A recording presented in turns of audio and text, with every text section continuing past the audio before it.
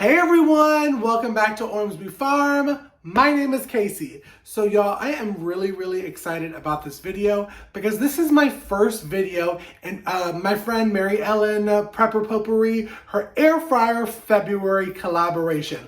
There are so many amazing channels in this collaboration. If you want to see more, there'll be a playlist in the bio box below.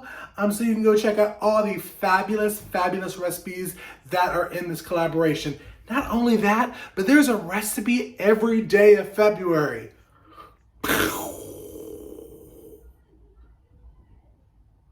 Today, I'm doing something a little out of my comfort zone, kind of, because what we are going to do is 5 recipes, 3 courses, 1 hour, 1 air fryer.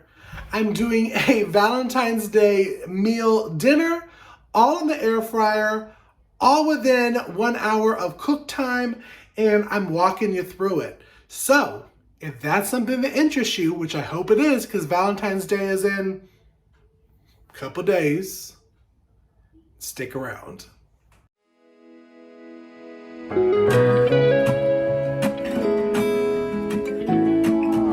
I'm coming home.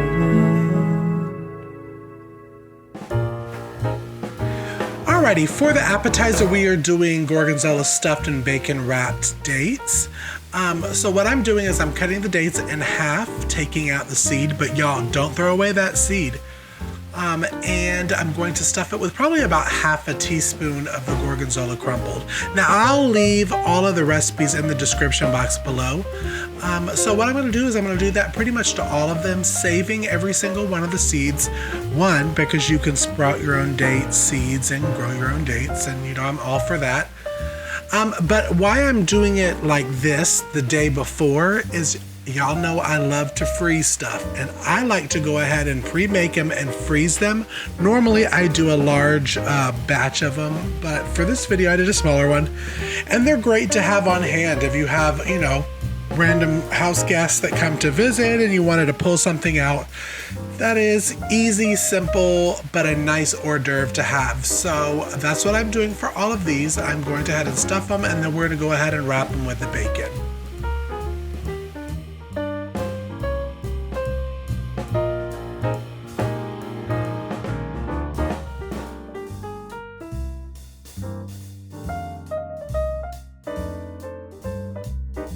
And when I do the bacon, I usually cut it into 4 slices. And that's what I'm doing here. I'm cutting it into 4 slices, and I usually have leftover like 2 pieces. And don't get rid of those. You can go ahead and put those in the air fryer too and crumble it up on top of the salad. All I'm doing is I'm taking the 1/4 of a piece of bacon, I'm wrapping around the date and sticking the toothpick all the way through, and I'm putting it on a cookie sheet because again I am going to flash freeze them so I can put them in a Ziploc bag to have on hand when I wanted to cook them.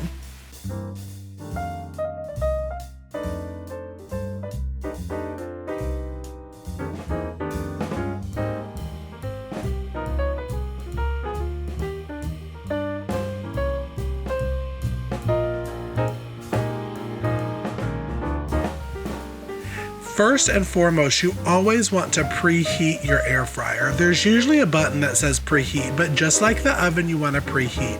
Here you see me, I'm going ahead and I'm taking the frozen dates out, and I'm going to put them on 380 for 8 minutes. Again, the description will have all of the recipes and times. But they are so delicious. Look at them steam. Okay, steam.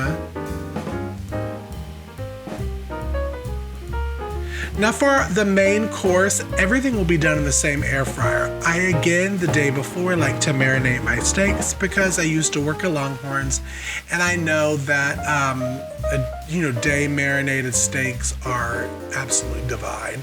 And I do a teaspoon of black pepper, I do a teaspoon of granulated garlic, and a teaspoon of onion powder, and 3 tablespoons of Dale's and 1 tablespoon of the soy sauce. I give it a shake up, and then I'm gonna let it sit and marinate 24 hours. Now you can use coconut aminos, which is the soy alternative. Alrighty, in your preheated air fryer, I'm gonna go ahead and I'm gonna put frozen diced potatoes from the garden and frozen asparagus with a teaspoon of garlic powder, onion powder, chili powder, and olive oil. And I'm gonna cook at 400 for 10 minutes, 2 times. So after the first time, I'm gonna toss it around, do it again. They're nice and crispy now. In that same air fryer, once I've moved to the side, I'm going to be putting those marinated steaks in there. I use a Cosori air fryer that fits all of this. There's always an affiliate link in the description box. I will also leave temp and times in the description box. We eat ours rare for our steak. So I put it in for 400 for 5 minutes. I flip them and do another 400 for 5 minutes, and they are amazing. The veggies are charred, the potatoes are so good. I'm watching it and I'm hungry again. It also does really well if you put it in a Tupperware container and you go ahead and freeze it. For meals, again, if you're gonna do that, make sure you do the rareness above, because you'll have to mic it up.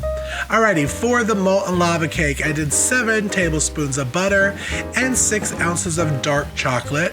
And I'm gonna put it in the microwave for 30-second intervals.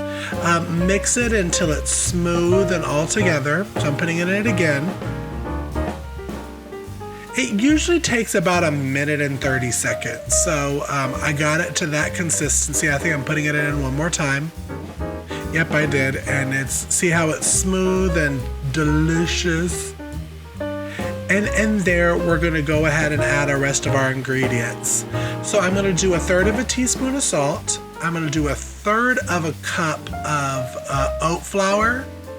You can use regular all-purpose flour. And I'm gonna do 1 full cup of powdered sugar.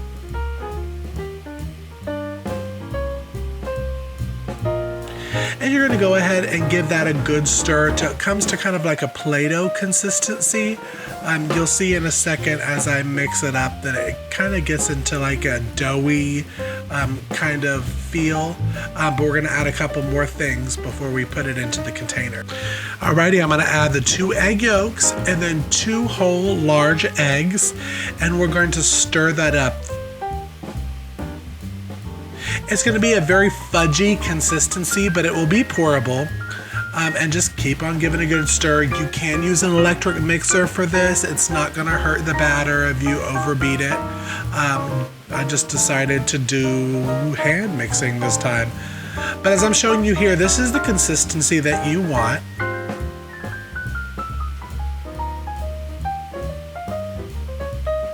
Of more of a fudgy, thick kind of batter. And now we're going to go ahead and fill your ramekins that are oiled half full with the batter. You don't want to overfill them because they will rise as they're cooking in the air fryer. So as you see here, I'm filling up the 3. And why I'm doing 3 is, again, I like to freeze them and reheat them when I need them. So we're going to put them in the air fryer. And we're gonna put them on 400 for 8 minutes. So we're gonna let it cook for 8 minutes. They come out and they look very cakey on the top. Don't be alarmed. Take them out, let them sit for 2 minutes. And then you want to take a knife around the rim, turn it over on a plate, give it a jiggle and a tap, and ooh, yum.